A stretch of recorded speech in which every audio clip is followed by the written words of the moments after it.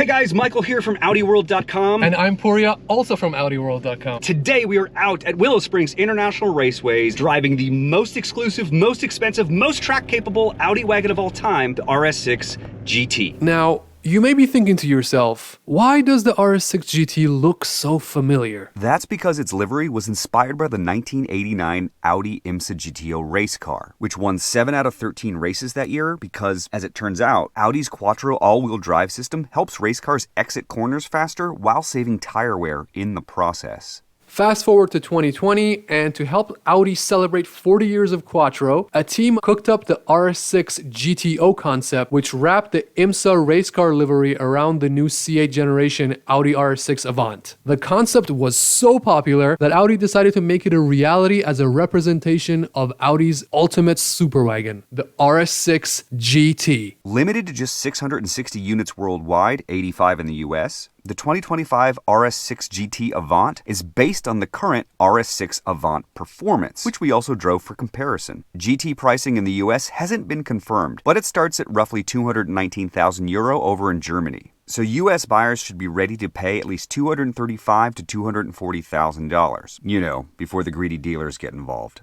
For context, the RS6 Performance, well, that starts at about $126,000 US, and it's very easy to get them up into the $150,000 to $160,000 range when you add all the features and the performance upgrades that come standard on the RS6 GT. Like the RS6 Performance, the GT boasts 621 horsepower and 627 pound-feet of torque from a twin-turbo 4-liter V8 engine paired to an 8-speed automatic transmission. But where the Performance offers either adaptive air ride or sport suspension with dynamic ride control, the RS6 GT swaps in a set of manually adjustable coilovers that lower the GT 10 extra millimeters, saving 14 pounds. This is good enough for a 3.2-second run to 60 miles per hour, a tenth of a second quicker than the Performance. On the outside, Audi plans to offer multiple colors in other territories, but here in the US, you can only spec RS6 GTs in Arcona White with the Heritage livery. Regardless of color, the GT features an exclusive carbon fiber hood with exposed carbon weave, carbon fiber front fenders, and a new front grille with a few homages to the IMSA race car.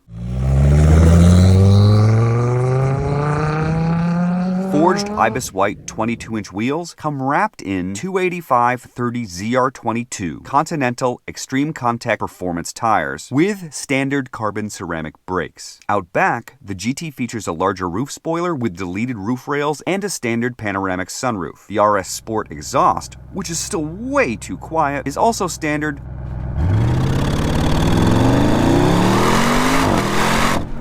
as is a unique rear valance that has a few racing-inspired touches. On the inside, we should note that the RS6 GT we got to see in person was a European spec. These awesome carbon fiber backed seats, yeah, we don't get those. The suede wrapped dash elements, we don't get those either. However, US customers can expect the same basic color scheme and styling. A mix of black, red, and copper elements with some RS6 GT badges and a 1 out of 660 sequential number plate. Also worth noting that the US models will feature a unique black and red carbon weave that looks a bit like this black and blue carbon weave from the RS6 Avant Performance. Overall, the interior is a more subtle evolution compared to the exterior. So how does the RS6 GT drive? How does it compare to the standard wagon? Is it worth all this extra money? Let's first get a baseline and the RS6 Avant Performance.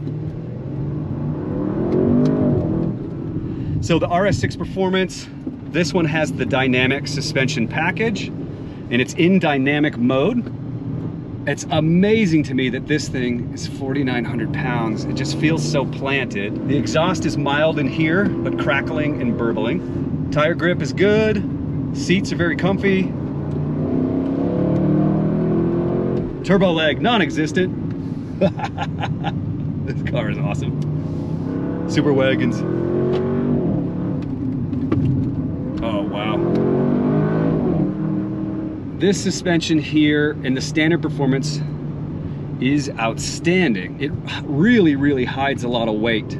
We have to remember that the RS6 Performance and even the new GT, they weigh 1,000 pounds more than kind of a very heavy C8 Corvette or kind of the heaviest Mustang, and about 1,200 or 1,300 pounds more than the heaviest Porsche 911. So they're obviously not as nimble as something that's smaller, but suspension just feels really, really good.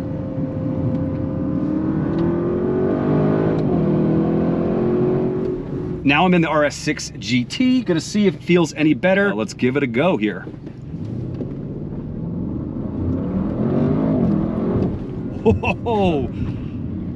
Oh, okay. The shifting feels harder. I wonder if they tuned it differently. Still smooth. We are in the stiffest setting of the 3 that are available. Tunable with a toolkit that comes with the car. Brakes feel good. They're carbon ceramics that are standard on this. Oh yeah, it feels jumpier, like ready to go.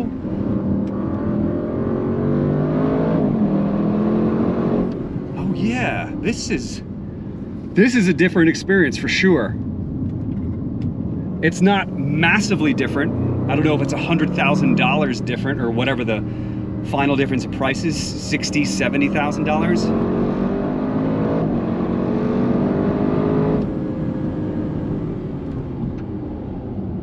Oh yeah, wow. Wrapping up our time with the RS6 GT, thank you so much to Audi for having us out here to let us drive this. It's an amazing, amazing wagon. I love the looks of it, love the handling, love the feel. Everything about it is great. It's the best RS6 ever made. For sure. Paria, what do you think? Well, I came into this thinking, well, there's no way anybody would want a station wagon to take to the track, and I gotta say, I kind of changed my mind a little bit. Wagons for life. It's awesome. It's so quick. The acceleration's great. Like you mentioned, the shifting is very aggressive. The braking is awesome. It's a good track car. It's legitimately a good track car. Absolutely. Other than the track capabilities, I think the looks and the exclusivity of it are what kind of draws potential buyers to it. My big takeaway is driving the RS6 Avant Performance, which is the top of the line one now. That came out last year and it's going to be available still. Compared to the GT, this thing feels more aggressive. I wouldn't say it necessarily feels lighter, but it just feels ready to go. We didn't get to drive it on anything rough, so we didn't really test out the suspension in full in terms of cracks and how stiff this is going to feel. But on Willow Springs, which is pretty smooth, it was really tight, really dynamic, really controlled, and it's amazing how much it masks the weight of this thing. Yes, it's down about 17 pounds versus the Performance, but generally speaking, it's still a pretty, we're above 4,900 pounds. Yeah, and to a certain extent, you feel that around the corner, but again, the suspension is so good. The car hugs the track really well, and when you're zipping out of the corner, it just goes. Also worth noting, typically speaking, when Audi is getting to the end of a particular generation of car, they start to release special editions like the Performance and like the GT. And what we know about the GT is that it's only going to exist for the 2025 model year. We don't know what's happening to the RS6 going forward. Is it getting renamed to an odd number model, right? Because the odd numbers are going for internal combustion, the even numbers are going for electric. Is it going to become a hybrid? Is it going to become an EV? Is it getting canceled? We have no idea. But what I will say is this: it's looking like we're coming to the end of this generation RS6, and if you've ever wanted to own one, if you can afford one, you should definitely go out and buy one new or used before it's too late. So here's the big question. We don't know the US pricing on this yet, and we're sitting in one that's kind of more of a Euro spec, so yep. Europeans are gonna love these seats that we don't get, a little bit better than the American seats, but estimated price is probably gonna be like $235 or above. That's based on the Euro price. The one I last drove is like $150, $160. Mm-hmm. Is this worth 75 grand more than a Performance? I'm gonna have to say no. I agree. I'm gonna have to say no. Great wagon. Yeah. I absolutely love it. Yeah. But I would just get the Performance. I agree, because again, as much as it does really well on the track, I don't know if I'm going to the track, I don't know if this is the car that I would take. Thank you guys so much for watching. If you have any questions, leave a comment down below, and we'll see you on Audi World. Yeah, if you're over on AudiWorld.com, join our forums. We're gonna have a thread there. You can learn all sorts of things about all sorts of Audis. It's kind of a cool place to hang out, and we've got news, reviews, content, and video reviews like this one. So anyway, cheers. See you later. I mean, the brakes are good in them all. I don't think the brakes have been changed. The wheels are forged unique.